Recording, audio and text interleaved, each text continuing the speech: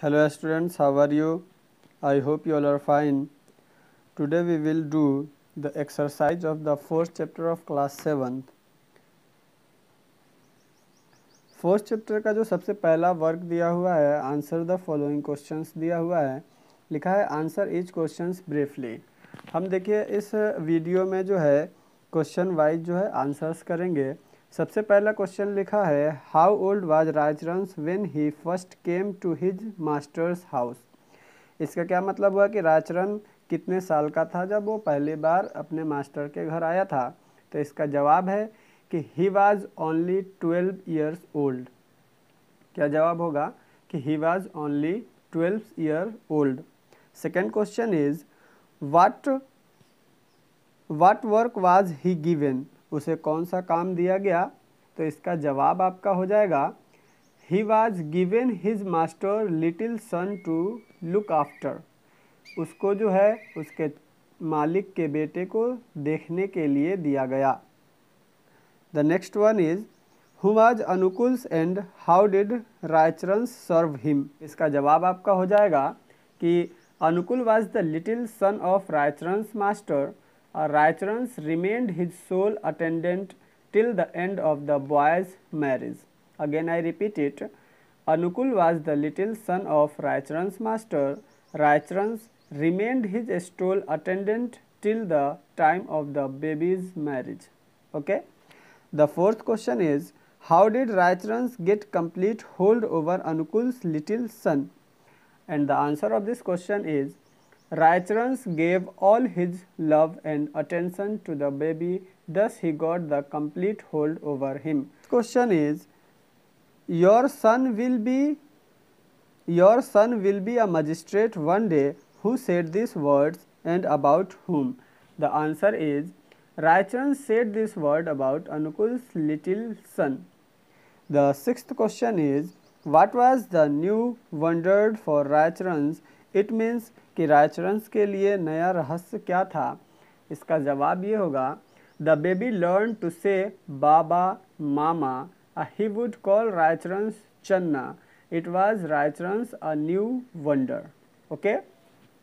The seventh question is where did Raicharan take his little master's one afternoon.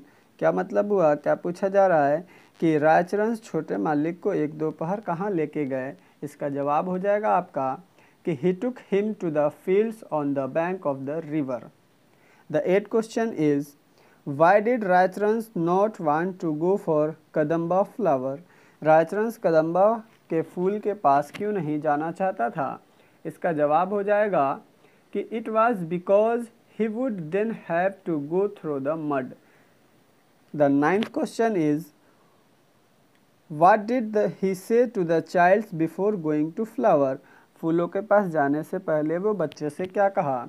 तो इसका जवाब हो जाएगा he told the child to keep sitting in the go-kart and not to go near the water. The 10th question is what did the child do as soon as Raicharan was gone for the flower? 10वां question है कि बच्चे ने क्या किया रायचरंस के जाते ही। तो बच्चे ने क्या किया था कि वो जल्दी से जो है अपने गोकार्ट से उतर गया था और नदी की ओर चल दिया था। तो इसका जवाब हो जाएगा he got down from the go-kart and went off towards the river. Okay. The 11th one is how did Raicharan feel when he didn't find the child in the go-kart? रायचरन को कैसा लगा जब वह गोकार्ट के पास बच्चे को नहीं पाया। तो इसका जवाब क्या हो जाएगा कि he was filled with terror, his blood froze with him, कि वह भय से डर गया, वह भय से भर गया और उसका खून जो है मानो कि जम गया। The 12th one is what do you think had happened to the child? आपको क्या लगता है कि बच्चे के साथ क्या हुआ होगा।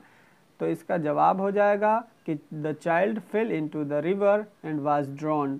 क्या इसका जवाब होगा कि बच्चा नदी में गिर गया और डूब गया। तो यही इसका जवाब होगा कि the child fell into the river and was drowned. 13th question is what did Raicharan say when he was asked about the child? कि रायचरंस क्या बोलता जब उसे पूछा जाता बच्चे के बारे में क्या बोला। तो इसका जवाब हो जाएगा कि he only said that he knew nothing, कि वो केवल यही कहा था कि वह कुछ नहीं जानता है। The last question is, what was the mother's suspicions? Do you think she was right in her suspicions? माँ का क्या शक था और क्या आपको लगता है कि माँ अपने शक में सही थी? माँ का शक सही था। तो इसका जवाब क्या होगा कि माँ जो है, इस माँ को यही लगता था कि रायचरण ने ही खुद बच्चे को चुराया है और ये मानना है कि वो अपनी शक में जो है क्या थी, गलत थी। तो इसका जवाब कुछ इस प्रकार होगा कि she suspected that Raicharan himself had stolen the child as she was not at all right in her suspicions। B portion में आपके 12 क्वेश्चन हैं। इसका जो पहला सवाल है, where did Raicharan go when he was turned out by his mistress? Where did Raicharan go when he was turned out by his mistress? यानी रायचरण कहाँ चला गया जब उसकी मालकिन ने उसे निकाल दिया? तो इसका जवाब है he went back to his own village. वह अपने घर वापस चला गया। Second one is, when was a son born to Raicharan? कि रायचरण को कब लड़का पैदा हुआ? तो इसका जवाब हो जाएगा it was when Raicharan had come back to his village, son was born to him before the end of the year. तीसरा सवाल है कि what happened to Raicharan's wife? कि रायचरण के बीवी के साथ क्या हुआ?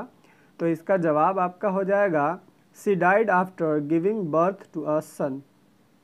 The fourth one is, what name did Raicharan give to his son? कि रायचरण ने अपने लड़के का क्या नाम रखा? इसका जवाब हो जाएगा he named him Phailna. The fifth one is, what was it that surprise Raicharan about his little sun?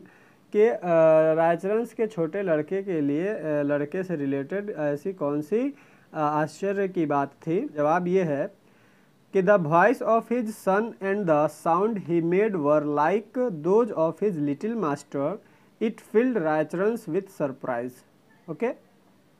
The sixth question is, how did Raicharan bring up फैलना?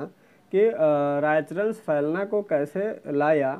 तो इसका जवाब हो जाएगा he brought up as he were the son of a rich man, he gave himself over to the body, heart and soul।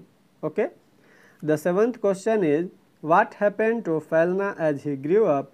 कि क्या घटना घटी जब फैलना बड़ा हुआ? तो इसका जवाब हो जाएगा he became more and more spoiled। कि the next one is, Why did Raicharan sell his land and go to Kolkata? कि रायचरण ने अपना ज़मीन क्यों बेच दिया और कहाँ कोलकाता क्यों चला गया?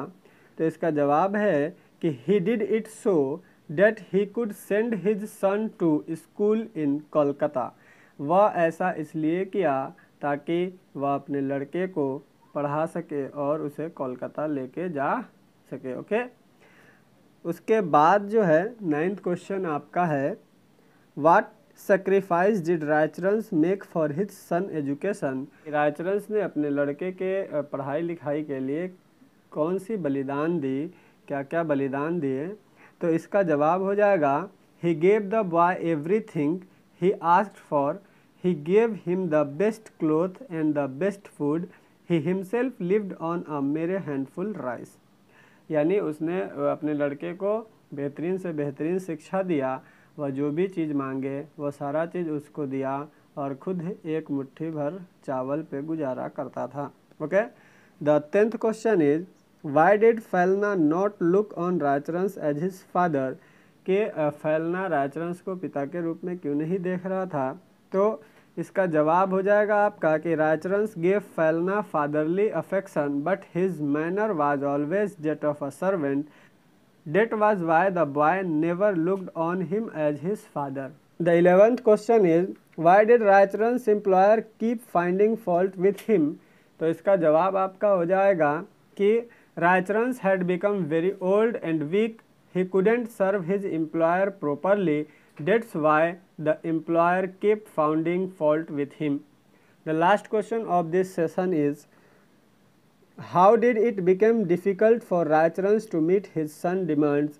इसका क्या मतलब है कि रायचरण के लिए कैसे मुश्किल हो गया अपने बेटे की चीज़ों को पूरा करने का? तो इसका आपका जवाब हो जाएगा the money Raicharan's had brought with him from the sale of his land was finished, so it became difficult for him to meet his sons endless demand. क्या मतलब हुआ कि रायचरंस जो ज़मीन बेचकर पैसे लाया था वो धीरे धीरे ख़त्म हो गया, और जब पैसे ख़त्म हो गए तो अपने बेटे के ज़रूरतों को पूरा करने के लिए उसे मुश्किल होने लगी। इसके आगे जो है सी पोर्शन है। सी पोर्शन में भी आपके 10 क्वेश्चन हैं।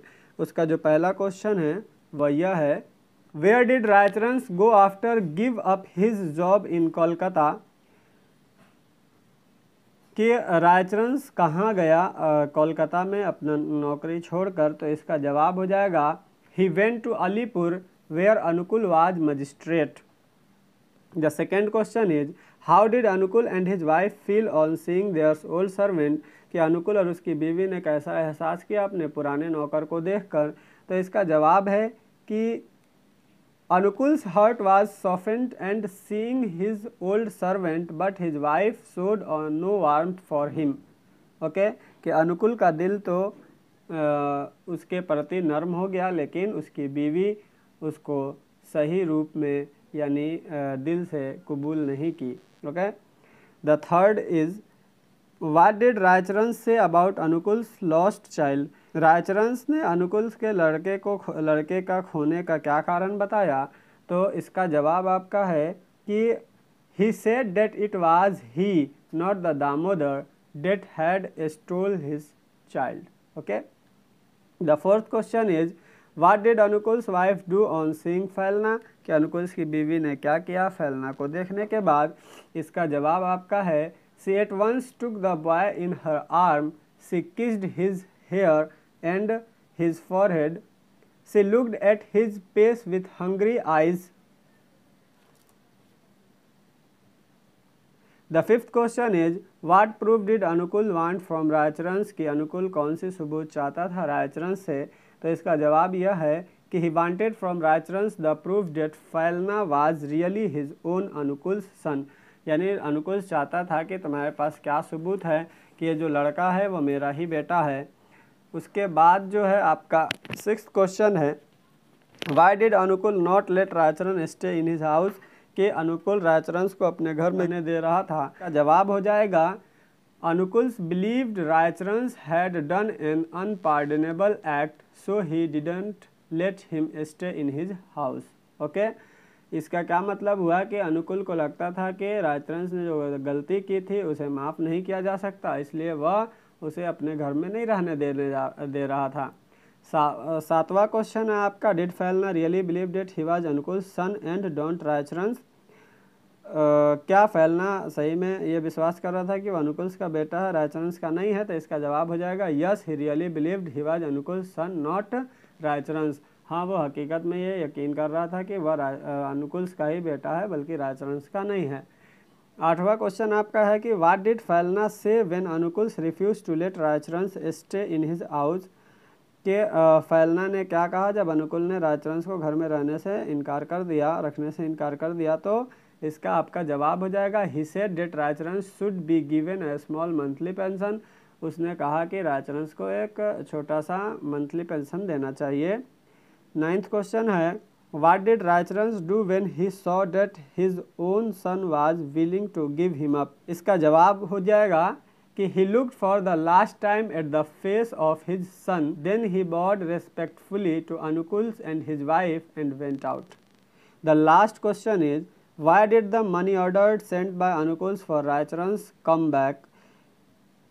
The answer is the money ordered came back because there was no one of the name of रायचरंस। इस सवाल का क्या मतलब था कि मनी ऑर्डर वापस क्यों आ गया। तो इसका जवाब ये था कि उस रायचरंस नाम का उस गांव में अब कोई दूसरा नहीं रहता था, जिसके वजह से जो है पैसे जो हैं उसके वापस आ गए। इस तरह आपके इस चैप्टर के ये सारे क्वेश्चंस कंप्लीट हुए और आइए आगे देखते हैं कि इस चैप्टर में क्या क्या है। पेज नंबर 34 में नेक्स्ट पेज में आपके लिए है कि what different quality do you find in the following characters in story, कि इस चैप्टर के जो कैरेक्टर्स हैं, जो लोग हैं, उन लोगों की क्वालिटी में आप क्या क्या अंतर पाए हैं आपको क्या क्या अंतर देखने को मिलता है उनके बारे में लिखना है कि वो किस प्रकार के हैं। तो रायचरन्स के बारे में क्या है कि रायचरन्स देखिए आपका लविंग था, हॉनेस्ट था, सिंसियर भी था, फेथफुल भी था और सेक्रीफाइसिंग भी था। यानी ये सारी गुण जो है उसके अंदर पाई जाती थी। अनुकूल के अंदर क्या क्या थी, सख्त इंसान था, स्ट्रिक्ट था, अनफॉरगिविंग था यानी क्षमा करने वाला नहीं था, लॉजिकल था, कोई भी बात जो है लॉजिकली सोचता था। अनुकुल्स की बीवी क्या थी, सस्पिशियस थी, हार्ड हार्टेड थी, अनइमेजिनेटिव थी और सेल्फिश थी। सस्पिशियस शक मतलब शक करने वाली, सेल्फिश मतलब खुदगर्ज थी और हार्ड हार्टेड मतलब सख्त दिल की थी। फैलना किस प्रकार का था, जो बच्चा पैदा हुआ था किसके, रायचरन्स के जो लड़का था वो क्या किस प्रकार उसका कैरेक्टर था, क्या क्वालिटी थी उसके अंदर, तो वह बिल्कुल अनग्रेटफुल था, खुदगर्ज था, सेल्फिश था, स्पॉइल्ड था, बेकार था और र्यूड था। बिल्कुल ये सारी जो है क्वालिटी इन कैरेक्टर्स के अंदर पाई जाती हैं। अब आगे जो है आपका look up the following phrases in the story and then use them in the sentence of your own, कि इन फ्रेजेस को देखिए और आपको इन्हें अपने खुद के ओन लैंग्वेज में जो है सेंटेंस बनाना है। तो ये आपके ही हक के लिए है कि आप इसे खुद से बनाएं। यदि आपसे नहीं होगा तो you can say in comment box, then I will fulfil your need. Match the following हम कर लेते हैं। मैच द फॉलोइंग में क्या है कि इसे मिलाना है उसके मीनिंग के साथ। तो ये आप खुद से भी कर सकते हैं, बड़ा आसान है। अब वैसे यहाँ पे आप देख पा रहे हैं कि एसेंट, एसेंट्स का क्या मतलब होता है, the way of pronouncing word, एक तरीका है जिसके ज़रिए जो है शब्दों को प्रोनाउंस किया जाता है।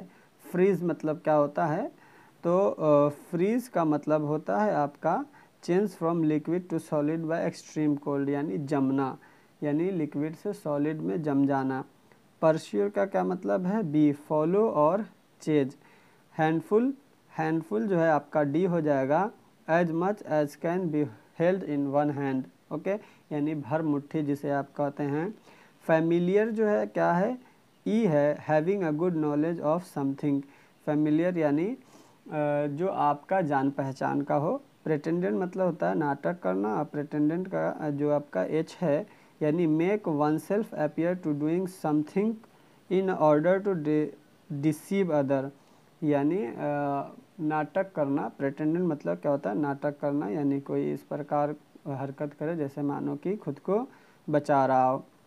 उसके बाद है सस्पिशंस मतलब शक होना, शक करना, जिसका आपका क्या हो जाएगा, जी हो जाएगा, यानी बिलीफ और feeling that somebody has done wrong, यानी ये विश्वास होना कि किसी ने गलत किया है। अटेंडेंट ए है यानी सर्वेंट, अटेंडेंट मतलब क्या होता है, नौकर होता है। अगला जो है फिल इन द ब्लैंक्स है और इसे हम कंप्लीट कर लेते हैं इसी वीडियो में। Fill in the blanks with correct form of the words in bracket, bracket में दिए गए शब्दों का सही रूप लिखकर इन खाली जगहों को भरना है इसमें। तो his wife gave birth to a son, bear का क्या हो जाएगा, करेक्ट फॉर्म इस लाइन में बर्थ हो जाएगा। The rich man had an dash with him, और ब्रैकेट में लिखा अटेंड, तो इसका क्या हो जाएगा, अटेंडेंट हो जाएगा। The child was dash and good looking, अब ब्रैकेट में है हेल्थ, तो क्या हो जाएगा, हेल्दी हो जाएगा कि बच्चा स्वस्थ दिख रहा था। I made this cake specially for your birthday, जो फोर्थ है वो क्या हो जाएगा कि उसमें स्पेशल का स्पेशली हो जाएगा। फिफ्थ में है I can't tolerate dash people in my office competent, और इसका आपका इसमें क्या हो जाएगा, इनकम्पिटेंट, यानी मैं उन लोगों को नहीं सह सकता, ठीक है ना। उसके बाद है B dash of the dog it sometime bites you, यानी इसमें केयरफुल का क्या हो जाएगा आपका, इसमें आपका दिया हुआ है केयर, और केयर से आपको भरना है केयर का सही रूप। तो आपका जो 6 लाइन है वो क्या कह रहा है कि कुत्तों से सावधान रहो, कभी कभी ये लोगों को काट लेता है, तो क्या हो जाएगा, केयरफुल हो जाएगा। It was with a great dash date I found your house, तो यहाँ पे डिफ़िकल्ट दिया है तो डिफ़िकल्ट का डिफ़िकल्टी हो जाएगा। Parents should dash their childrens to behave well, और एजुकेशन दिया है तो एजुकेशन का आपका क्या हो जाएगा, एजुकेट हो जाएगा, यानी बच्चों को लोगों को जो है अपने बच्चों को, माता पिता को जो है अपने बच्चों को पढ़ाना चाहिए ताकि वो अच्छे से बर्ताव करें। जम्बल्ड वर्ड है आपका, यानी ये जो वर्ड्स इधर उधर दिए हैं इनको आपको रीअरेंज करके मीनिंगफुल सेंटेंस बनाना है। पहला जो है is best the honest policy, तो इन वर्डों को अगर रीअरेंज किया जाएगा तो क्या हो जाएगा आपका कि honesty is the best policy. Okay. Second one is well, well well है, एंड्स है, ऑल है, डेट है, इज है, अगर इसे रीअरेंज करेंगे तो all is well, that's ends well, यानी अंत भला तो सब भला। तीसरा है gold is all, glitter that not, अगर इसे रीअरेंज करेंगे तो क्या होगा कि all that glitter is not gold. Okay, यानी सारे गहने सोने नहीं होते, ग्लिटर मतलब होता है गहना जेवर वगैरह सोना, इस लाइन का क्या मतलब हो जाएगा कि सारे गहने सोने नहीं होते हैं। Wins slow race steady the end, इसका क्या हो जाएगा slow and steady win the race. Okay. Help helps themselves God who those, अगर इन शब्दों को रीअरेंज आप करेंगे तो इसका क्या हो जाएगा कि God helps those who helps themselves, ईश्वर उनकी मदद करता है जो खुद की मदद करते हैं। One is grammar in use, और इसमें जो है आपको क्या करना है complete the sentence using in with one of the words from the box, box से एक शब्द का इस्तेमाल करना है इन के साथ, और इन के साथ इस्तेमाल करते हुए इन खाली जगहों को भरना है। I'd rather be in prison than, तो इन हॉस्पिटल हो जाएगा। Okay. He is having a bad time and is often in trouble. It's freezing here indoor, let's go out in the sun. Such an important meeting should be held in private.